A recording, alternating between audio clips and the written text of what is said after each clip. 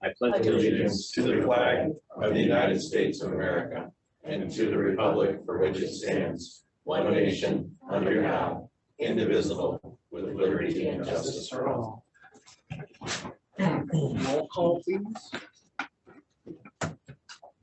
Lehman. Here. Hillman. Yes, here. Chasm, absent and excused. Corn. Here. Underwood. Here. Approval of the agenda. Came in, the actual bid for Parsons Road was on your desk. So, Motion to approve the agenda as presented. is there a second? Support. All in favor? Aye. Aye. So they like. Is there a conflict of interest? I did have a conflict of interest. Does anybody like to have public comment? I don't want public comment. All right. Roadkill. All right. So, I have a conflict of interest. Yeah, I'm sorry, I have to be excused. all right, so I've heard about it. So the roadkill, we are still waiting for a letter which was promised to Nate when he and Rob Henschel talked to the DNR. It was promised to them early last week. We still have yet to see anything. So at this point, we're kind of still in a hold pattern. However, this has become an issue throughout the state. Last week I was at a managers meeting in Gaylord, and we had a long discussion about it with all of the road commissions. And this is something that nobody wants it to just be a solution for us. They want it to say in the letter that road commissions. And that's why we don't have it yet, because they have to get it past their legal and say, okay, let's have a policy that's universal. So. Yeah, and so they are taking their time with it, but from what I understand, they are going to be doing something. The original proposal was they were going to say that it was okay for us to collect deer, but we had to dispose of them in a pit. The problem with that is then Eagle gets involved, and you have 24 hours, in some limited cases, 72 hours to have the deer buried. So we would have to have land somewhere, many, many acres, because you can't stack these things up too many in a mass burial site. And you would have to have them be digging a hole, putting them in there, and burying it. We can't afford to leave a front end loader at a site just for deer. So that becomes problematic. So at this point, the CRA has pushed this issue, and they are making it a very aggressive front to say that, you know, if we're going to do this, then, you know, if you're going to make it this difficult, you're going to pay us the cost to do this. And so they are basically, like we do with MDOT, we maintain MDOT, we sign a contract with MDOT, they reimburse us for anything we do for them. These are the DNR's responsibility, these deer, so the feeling is they should be paying it. Apparently in the past, there was a committee that was put together that agreed at the state level that the DNR should be paying everybody who collects the deer for the services that are being rendered. So right now, that would make a huge difference for us, because it is an expense that we are putting forth for something that really is not our issue, but we have to get them out of the road. Whether we go forward the way we've been doing it or in any kind of modified. Yeah, and so we are still pushing this, and there is a possibility that they are going to ask for us, because we kind of started it, to go down to Lansing to potentially testify about what's been happening historically, as well as what we feel is something that should be done, so that we can have this whole thing resolved and actually clear it up. Seems like Joe's the guy for it. I mean, Well, Joe may or may not have been there for this discussion years ago. Yeah. I was on the committee in That was Joe. 97. So there's a lot of things still playing. It's 97. No, that's okay. That's quite all right. So this has been going on though, and it is now an issue that has left the state borders. There are newspapers and television channels reporting on this outside the state of No, I Michigan. mean, there's really nothing else worth writing about or. Clearly, So, we're talking about, I'm like, we've got like $1 million projects and people are like, but the deer, which I get. I mean, I appreciate it because it's so visual. It's like and, really and near the your- problem is when you start having warm days like we've had here, the smell is going to start to get to be bad in a Just a lot of challenge. areas. Has anybody not hit a deer? I've hit one. I've hit- years. I've hit more deer than I can count. Technically, the deer hit me, ran into the side of my truck. That's Well, bad. that's- I said that to a friend of mine. He said, well, the deer were here first. So They can never I be. just need a clarification. in previous discussions, we were discussing basically going back to the way that things have been. Just you leave us alone. We're gonna continue picking up the deer and disposing them like they were. But what I'm hearing is potentially we're looking for an outcome slightly different, which is invoicing. That's what the CRA is now pushing because of the issues that they're saying, because if we end up having to have some sort of disposal site, we are not gonna be They're able gonna to regret, pay they're for gonna it. regret this. And the bill, I mean, we can't pay that kind of cost. No, Yeah. So they would have to find a funding source to pay us. to you're do saying that type of- because the disposal wouldn't be necessarily what we did before, which was putting it in the right of way on a state piece of property. If the outcome of this, the solution is this front end loader, multiple pits, then we'll have to invoice. If the solution is them saying to us and the rest of the counties, no, you can just go back to road right away on state land, then we wouldn't necessarily be discussing. I don't know. I don't know at this point, because I think the fact that there's so much money being spent statewide to deal with these deer is becoming obvious to legislative people that this is a massive expense when you include all 83 It's become counties. a cost to let, I mean. Yeah, and the cat's sort of out of the bag on this for us to just go. So back. no matter what the outcome is, as far as where the deer are put, we're gonna seek cost reimbursement solution. We hope to. Okay, I mean, I'm good with that. I just wanna be really clear so that And the CRA is actually gonna do the bulk of the heavy lifting is. the gonna be done. lobbying now, I believe. I was disappointed, this is gonna shock all of you, I was disappointed with the Record Eagle, because the opinion piece started out like, yes. And it ended with, oh, it sounds like it's a tip between the Grand Traverse County Road Commission and the DNR. They need to get over what their problem is before the deer start rotting on our lawn. And it's like, we're one of 83 counties that are dealing with this. And that really, the article and the editorial made it look as if this was just us. Well, we were just the first to really kind of speak up and talk about it. And I'm hoping that CRA is accumulating a lot of counties that this is impacting. I'm certain the UP is filled with people that this has. a I'm heavy surprised impact because I on. think the editorial policies of the Record Eagle have been just outstanding. They really for so are. many They years. really, they really grab the topic and clearly explain what it is. But I was like, at first I was like, oh my gosh, this is great. And then I got halfway through and I'm like, whoa. All right. So, but in the UP though, they don't, they Yeah, just dispose of them because there's a Okay. lot of federal. All right. directives. So that's where we stand. I want to make sure you understand though that it is getting warm and it does not look like a solution is quick to come. So you may end up hearing calls of people. We've talked to the townships, that we've let them know that we're still in a holding pattern until we know for sure that it's okay and our guys are not gonna get in trouble for collecting the deer. I told Garfield Tuesday night to call the DNR.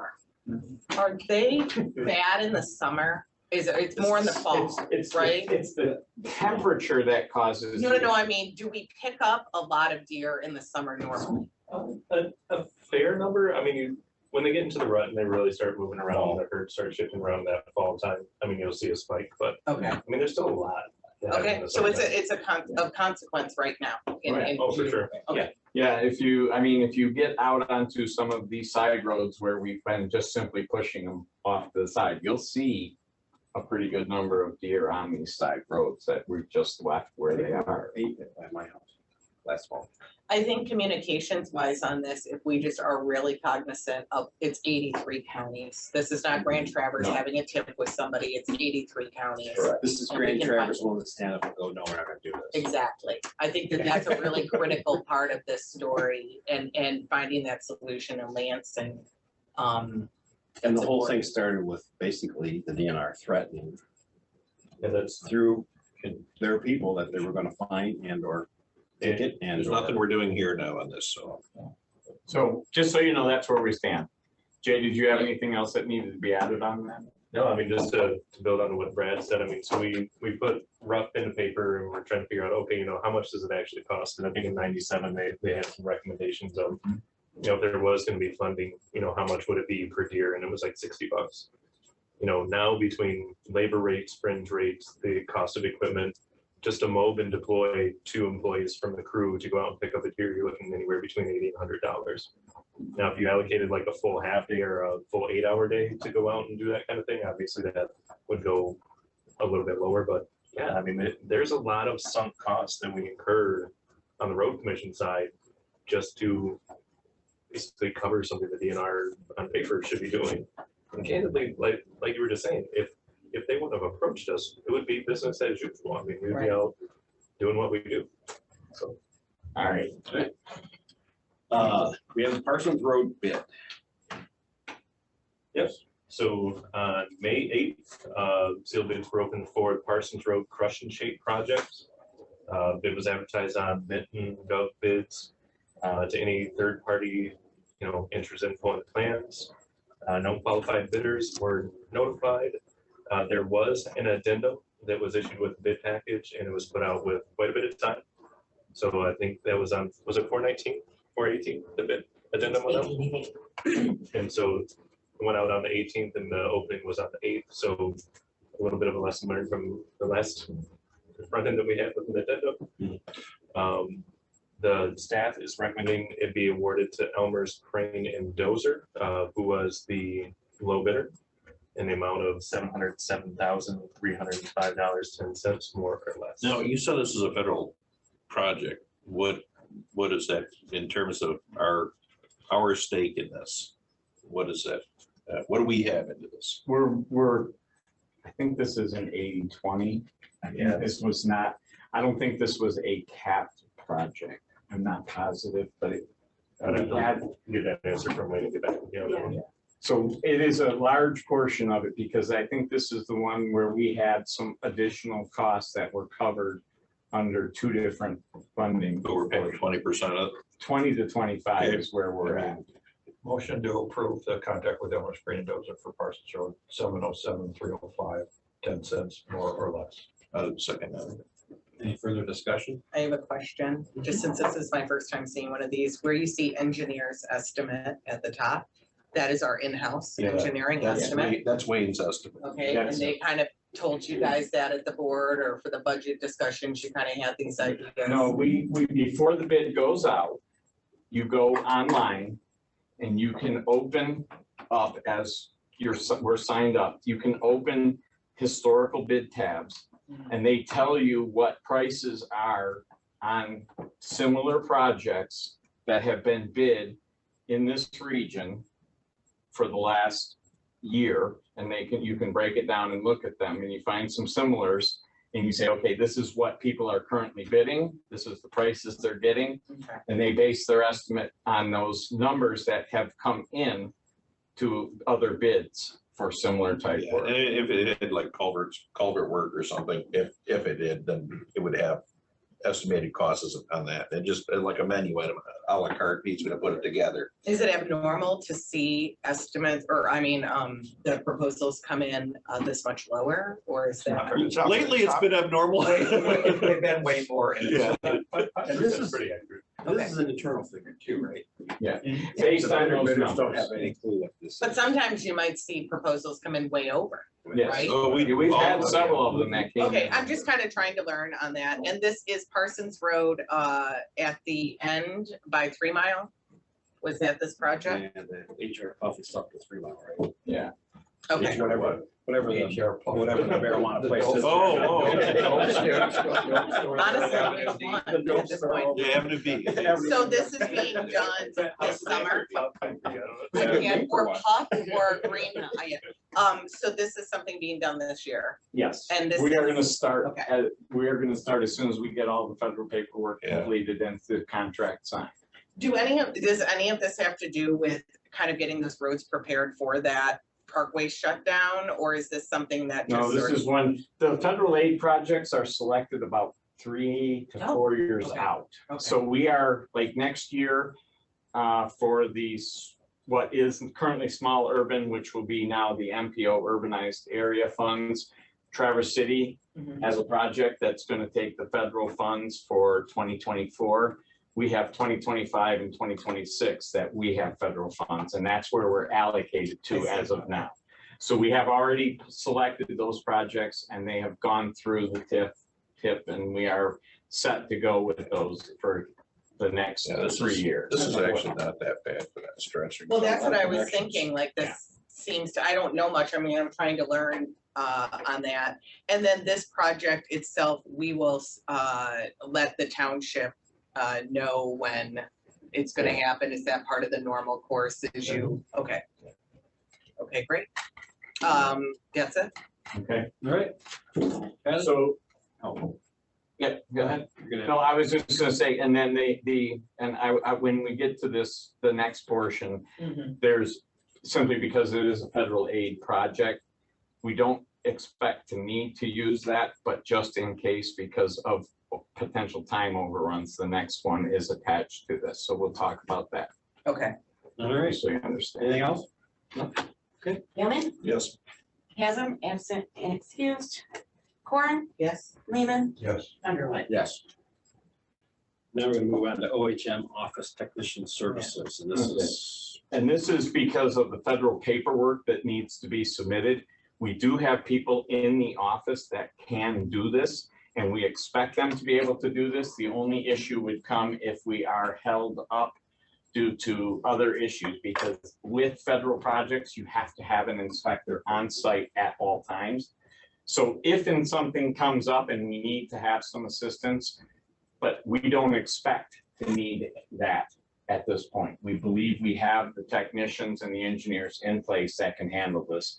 We will keep you informed if anything does end up being used, but at this point, we just want to have the authority in case to keep the paperwork flowing, to get all these payments made and make sure we can close this package out instead of waiting 3 years to close out a federal aid project. And these are projects that are also happening this year. This is just for This is for the Parsons Road. This is the assistance. You got. You've got Boyce Road on Oh, and here. Boyce Road Yeah, too. so Boyce this Road, is the other federal. HMA overlays on Yeah. Boyce Road and the chip seal, so it's about 3 miles on Boyce Road. And then you got Cedar Road Veterans Drive, about 2 1/3 mile. It's gonna be an HMA cold milling. One way or the other, this would be one of the smallest invoices OHM has given us. It's fair point. federal paperwork. You understand federal paperwork? I understand exactly what this is. That's why I'm trying to like, So you'll make the motion to approve this? And both of these have a September that's. 23 estimated completion date. Okay. So this is just one of the many pieces for that project to happen this summer. And you guys are just saying, just in case we need somebody. Yeah, and we don't expect to at this point. We feel like we can handle it in-house. And we have like materials and stuff already set up for this.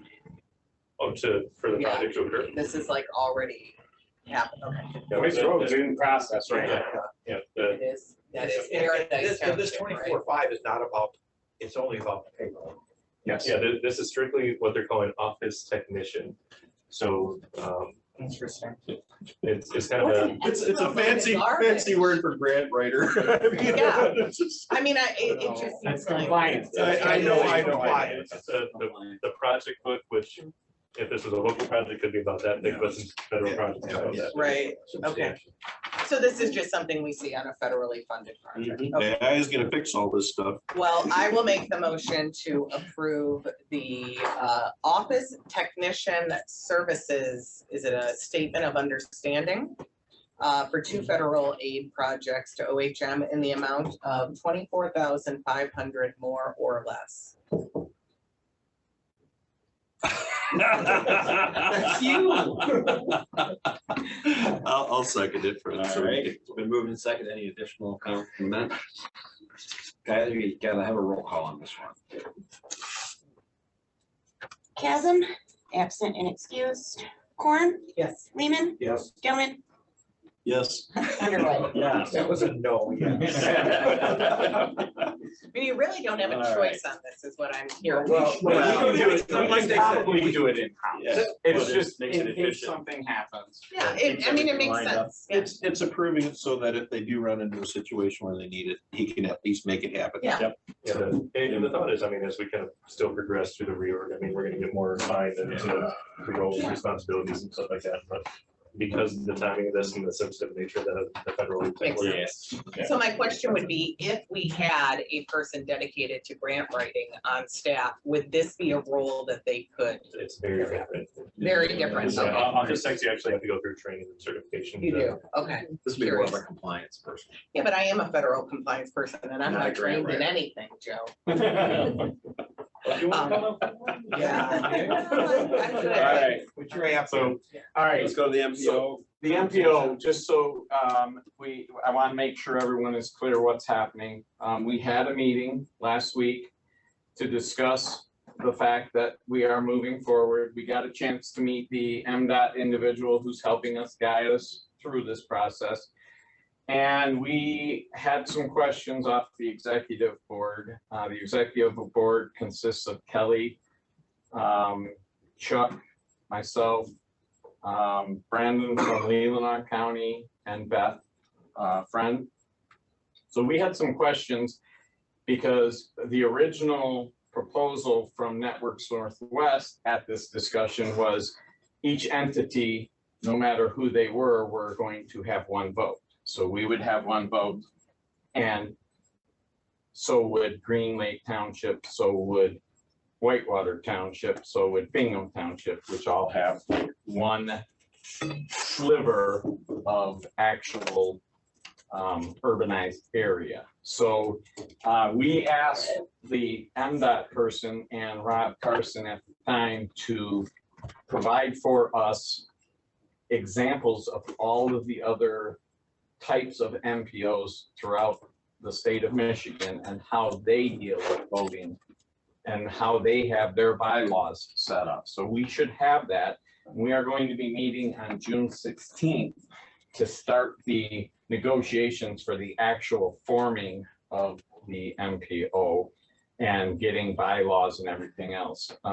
At this point, I was hoping Hyder could attend with me to, as he is an attorney and can hopefully help steer us through this and get it to the point, because what the MDOT person was very, very clear and very specific about is there is absolutely nothing the MPO can do to force us to do a project.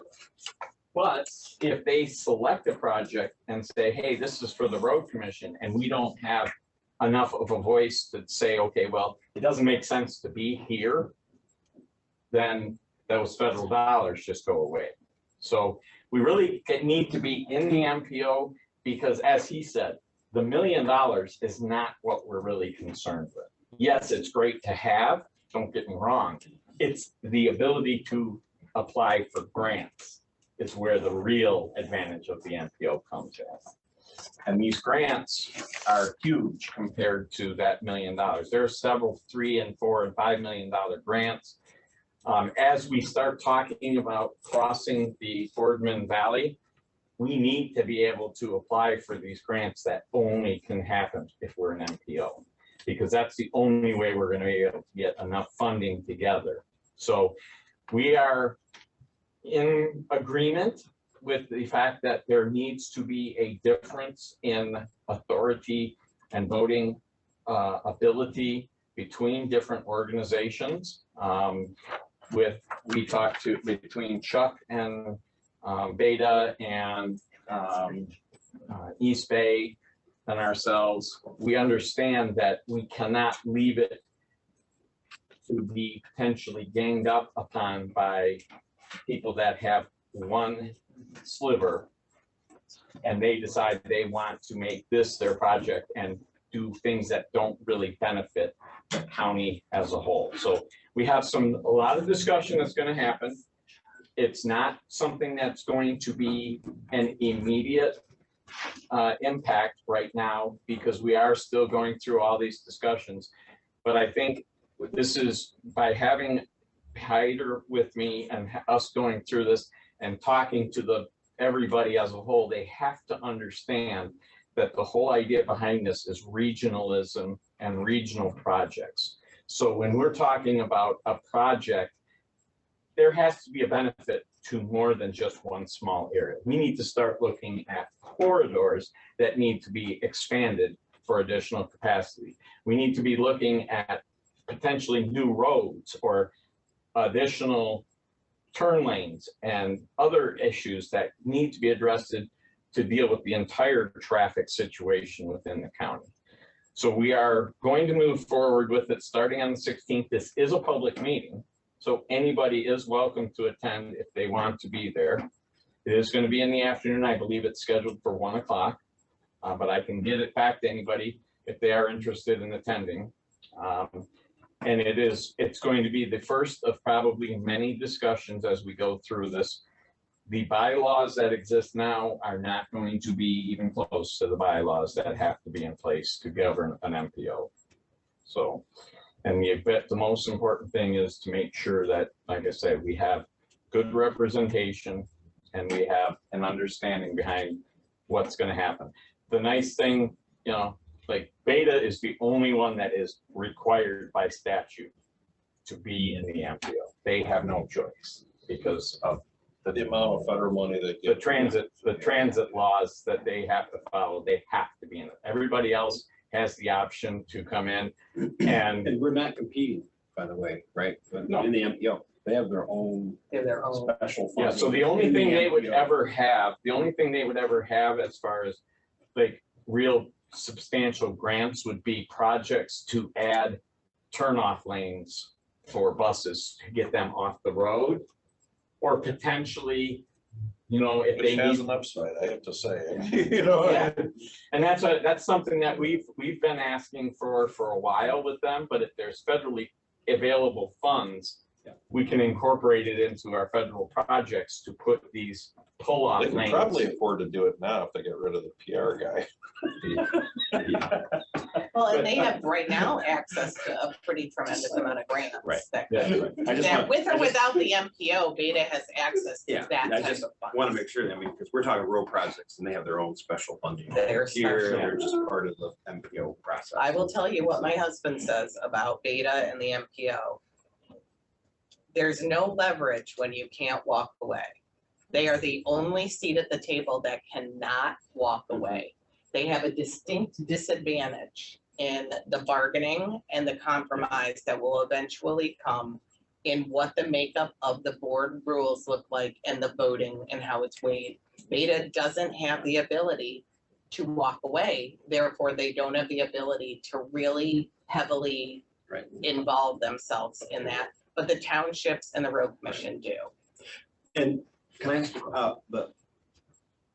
the road commissions, Osceola, not county, do the actual county County has a have? seat, the county has a counties seat also. themselves, so the two counties have. I don't know if Leelanau County does because there's not that much of their county affected. I don't know if they I were imagine. Part of it. almost has to be. or not. Because Elwood Township is significant. I mean, Yeah, Elmwood Township, Bingham Township have the ability.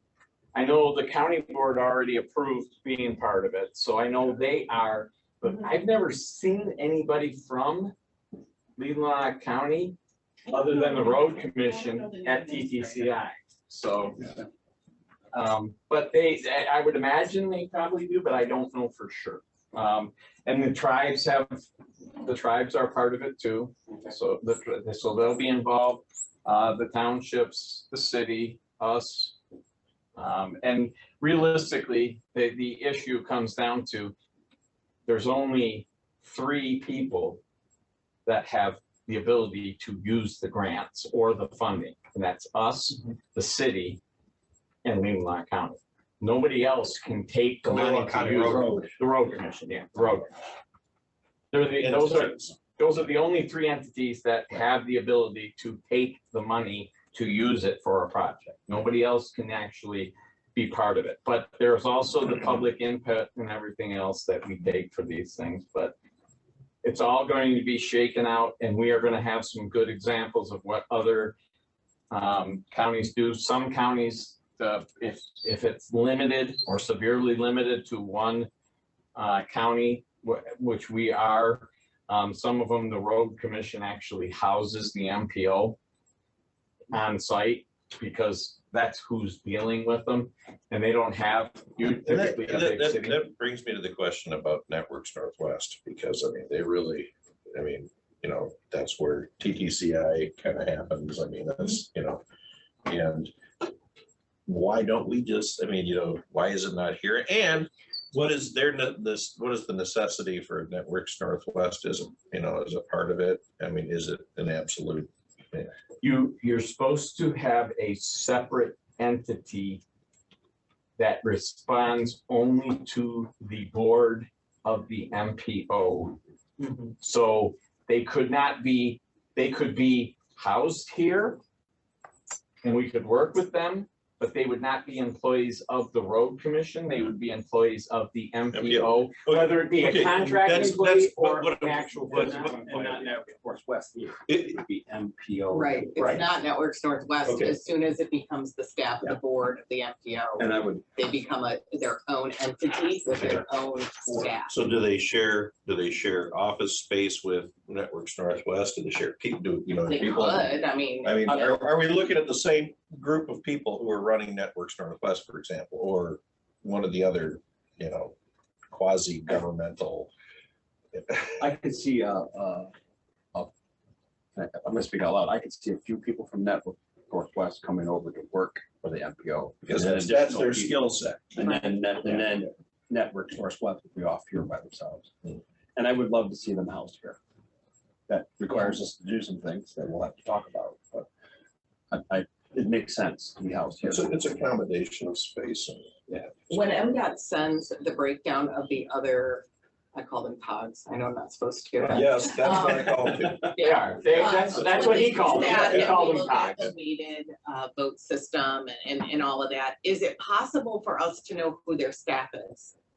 Yeah, it tells you, it breaks, we're gonna have a breakdown of Because what their staffing level each is. board is allowed, each MPO board is allowed to, within the boundaries that are set up by the state of Michigan, are allowed to establish who their staff is. I would assume hypothetically, this, say somebody from Networks Northwest that has this skill set is working for the MPO board. I would assume they are still paid by a Networks Northwest paycheck, of which the board, you know, has to reimburse Networks Northwest, right? Gets paid by the MPO. So Networks Northwest, though, doesn't lose their employees, and their employees still have their Networks Northwest healthcare and then 401k or whatever. The MPO board is not providing that. If the MPO hires them, they would become an MPO employee, correct? We could take them in under the umbrella of the road commission, because there are two that I'm aware of right Okay. now that they are paid by the road commission, but they do not report to the road commission. Right, absolutely. And then the federal funds reimburse the road commission for Because all they're on the road expenses, commission payroll. because they're on the road commission payroll. So they don't have to be an employee. And I then, see what you're and saying. then kind of jumping ahead a little, I realize, you know, the formation is certainly yet to be discussed, but I mean, so we would then what, deal with a manager of that part of the organization?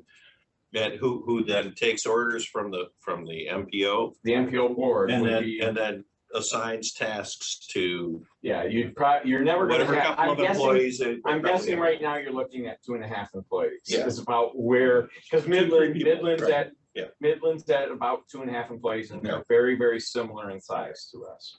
So it's basically like some of the setup in the state of Michigan where we disability determination is they're actually funded by the feds, but the state sets up the program Mhm. pays them, and the Fed pays them back. Yeah. Okay. that makes So you can do that. Or you could have, it doesn't have to be TTCI. I mean, you could have a private company that pays them and gets reimbursed. And that's a little bit down the road here at this point, because we have to sit down and And that's start up to, well, talking. that's up to the MPO itself. The MPO board, the The board itself. executive board is going to make the recommendation, and then all members would have a vote to say whether or not they approve of what we're talking.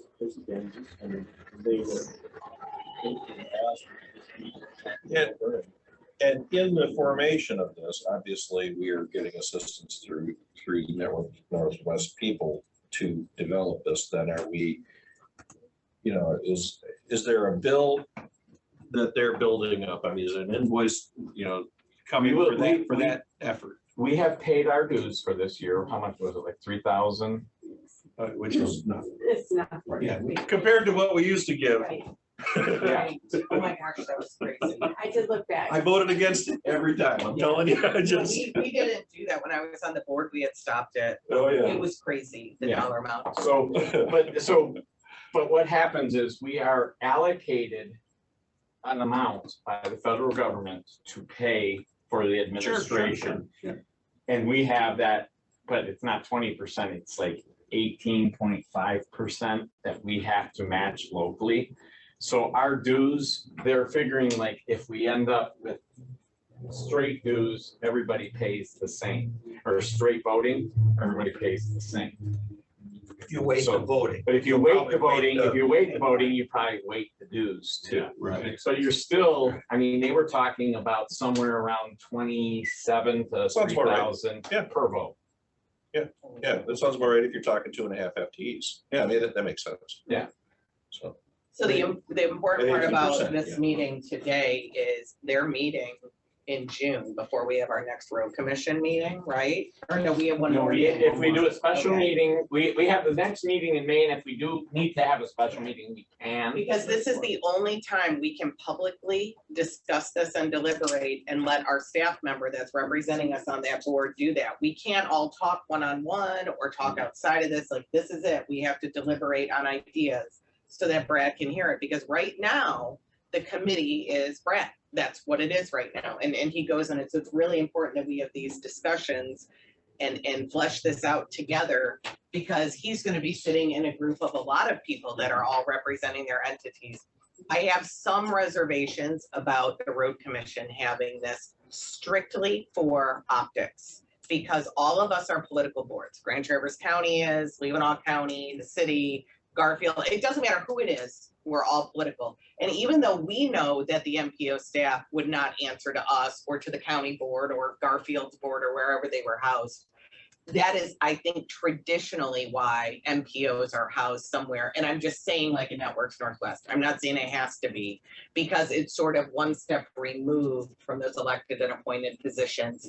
So I just want to just while we're here and we should voice, I want to think about that and think of what that really means, because I do believe that we would follow it to the letter, and absolutely that MPO staff would answer to the MPO board. I absolutely believe that. But that may be something not palatable to a lot of entities. So Brad might hear us having this discussion and know that we like that idea or are interested, but he should also hear if he goes into that room and mentions that and everybody, like 12 other people are like, oh yeah, no, he needs to have an idea of what our board in a public discussion is thinking would be another way that he could go, if that's not an. Yeah, I suspect though, any of the townships that are interested, I mean, they know what their interest is, and they know that again, the people who are getting the money are road commissions, City of Traverse. the city of Traverse, because they have their own. Because they're an MTF fund. Right, and, yeah, And Beta, which has its own little code. Yeah. which has its own little algorithm.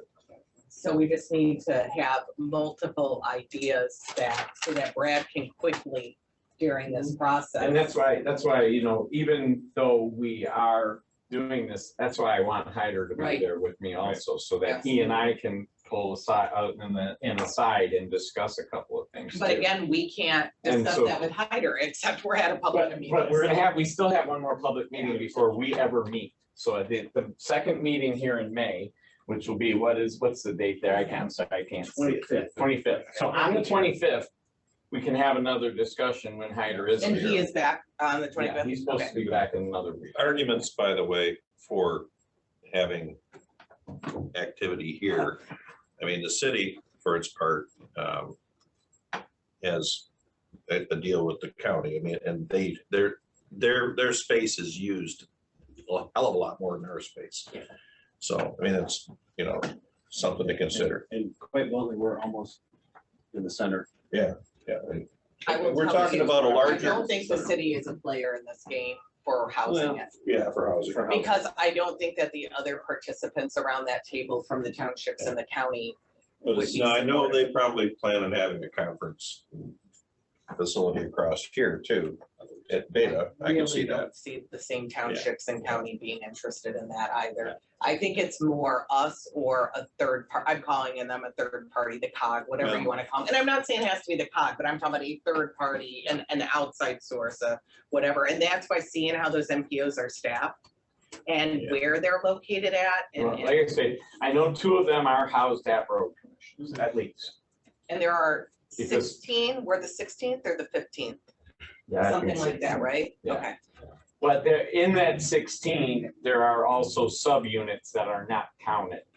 So the same way, because like, if you look at SEMCOG, so SEMCOG it's the Southeastern Michigan Council of Governments. You've got Wayne County, Oakland County, Macomb County, Monroe County, Washtenaw County. But Washtenaw County has Watts, which is a smaller Oh. MPO that was formed before they joined them with SEMCOG. Because at some point, Ann Arbor was large enough, but there was not the contiguous flow through IPSI and everything else. So now that they are part of SEMCOG, they still have Watts, Washtenaw Area Transportation Studies, that deals with all of Washtenaw's portion of the federal aid and requirements. So they have a agreement with SEMCOG to be kind of like a data housing for Washtenaw County and deal with some of the Washtenaw County issues. Because like transit in southeastern Michigan, the 3 big counties are on that huge transit system. But Washtenaw is a separate transit system. It's not connected to those.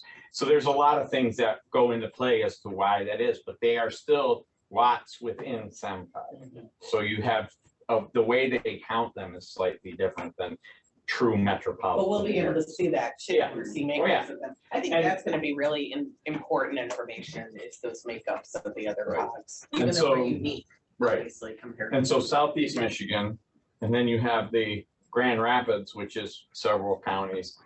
But the rest of them are, like 1 county type things. They're smaller. Oh, I mean, you have a couple that have like 2 counties, but they're smaller counties.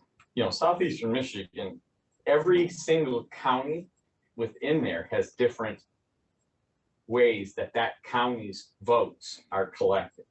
So Oakland County collects its votes and then they say, okay, this is the result of our votes, and they prorate to say, okay, so Oakland County okay, yeah. votes this way. And then Wayne County votes this way, but the way they collect their votes to get to that conglomeration is different through each county. Yeah. So. Okay. This one's easy, This one's, yeah. piece of cake. So, And I think that of the groups sitting in that room, I think the majority are on the same path. I really do. I think that the majority of them, the townships aren't siloed. They understand the connectivity corridors between them really well. I think that's important to them. So I think there's that. One thing, I have a question of your committee that you guys are forming. So the first step is this committee, right?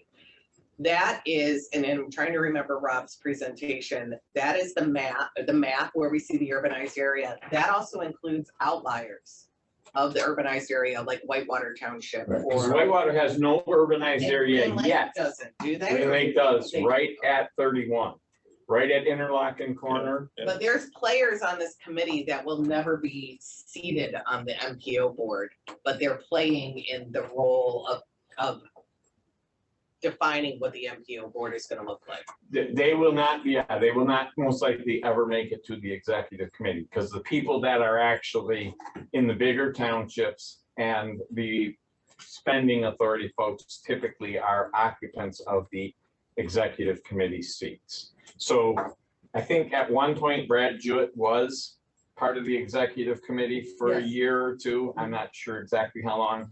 But then, you know, mostly now, since I've been here, at least, it's always been Chuck, me, Beth. Mitch Kelly. is there for the city, right? I don't, he's not on the executive. He isn't? Okay. No, and then Brendan. So from Leland County Road Commission.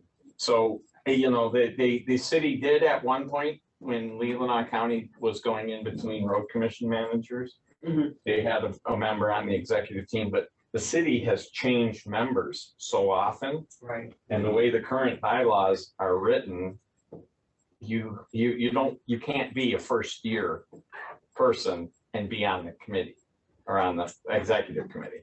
So for the first year, I wasn't on the executive committee, but I was sitting at the table with them every time to talk through everything.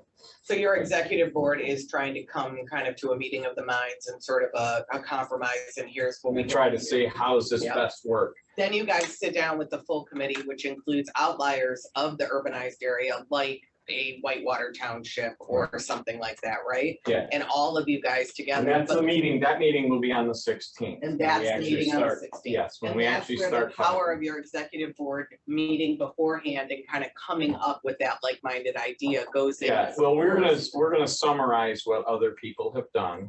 We're gonna look at why certain things would or would not work within our area.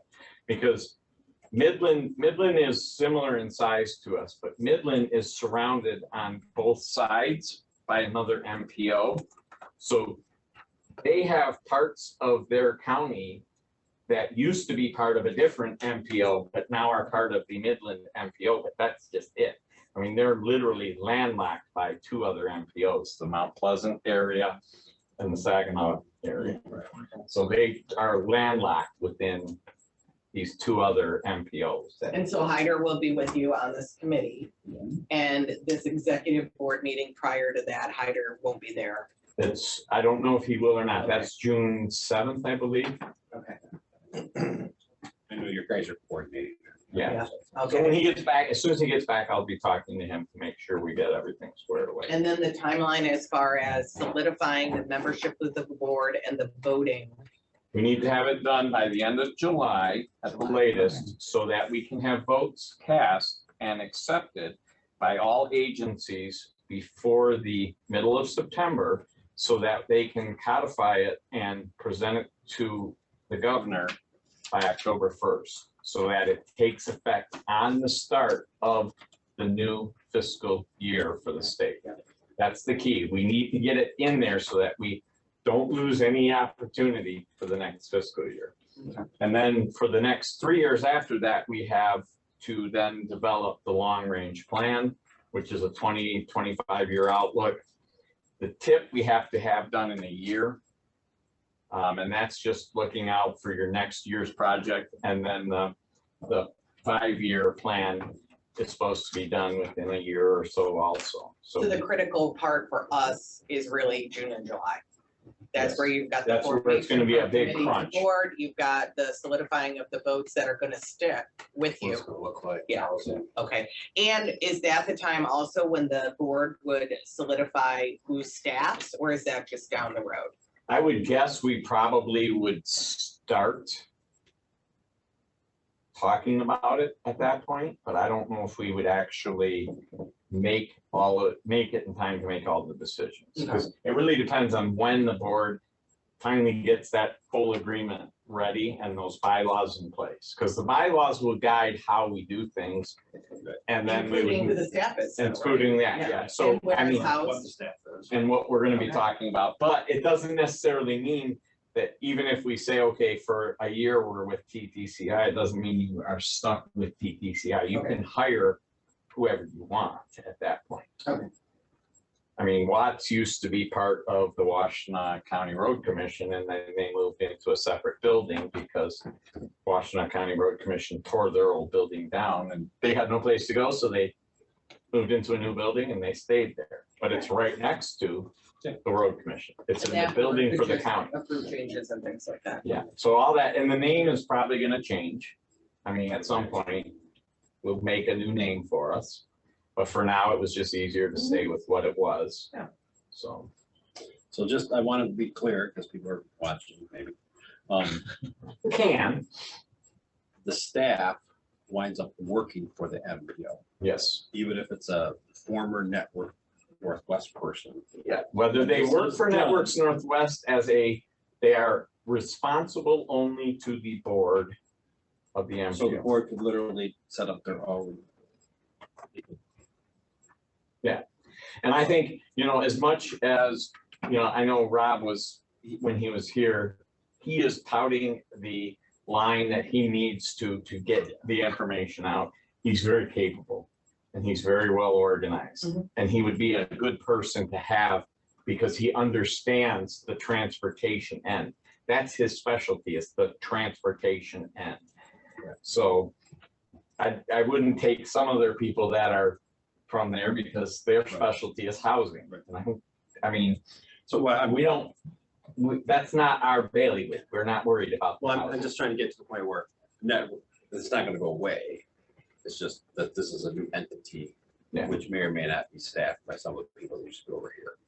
And that's something that will have to be, like I say, we'll have to work our way through that as a board. And once we get it, Right, I mean, that's an important thing to think about, because you're not just gonna like let go of several of their staff members to go work for a different, I don't know. I don't know what expectations are, and that's why it's important to sit down in a room with all of them and feel out those expectations. and Marjorie, the director for Midland, she started as an employee of the road commission. And when the position came available, she applied and got it. And so she is now the director of the MPO Oh, I see. that is hired by the MPO board, So the MPO has a director that works for them, the board the does, manager of whatever. It's whatever. not just support staff, there's an No. actual There's an director. actual director. Well, if it's large enough, I imagine. It's, like you say, if it's 2.5 employees, you can call one of them a director, but. Right. Yeah, Yeah, that's why it's- I'm like, But they're responsible only to that board, not to any other board. Right. That's the key is they have to address all needs of the MPO and not compromise the integrity of what we're trying to accomplish as roads. We can't have them have dual exactly, yeah, competing objectives. We can't have that. Because the data that they need to produce for us has to be, and then the data that they collect has to be housed very specifically for road purposes. So there's a lot of rules that the Fed puts in place when they give the money. yeah. All right, So- anything else, Alan, you got anything? Now on this, Anybody else, anything on the MPO? I'm Disney listening. We just heard like, More really government, which I critical think frankly I dislike, so Yeah, it's. it's part of the game, but It is part of just another entity and more people and more salaries and somebody else. Yeah. And the more people you have, yes, it's harder to assign responsibility to. Well, that's the MPO, that was road commission didn't do that. All right. Thanks for the discussion. I agree, it's garbage, I do, So, but I also wanna Necessary. access $100 million funds for Yeah, bridges. Very, can't operate without the game is. Really, We don't make the rules. without the bridge in sight, I would have absolutely no interest. You know, it is the only, an MPO is the only way we're gonna be able to manage the growth that's coming. Without just sticking it to the locals.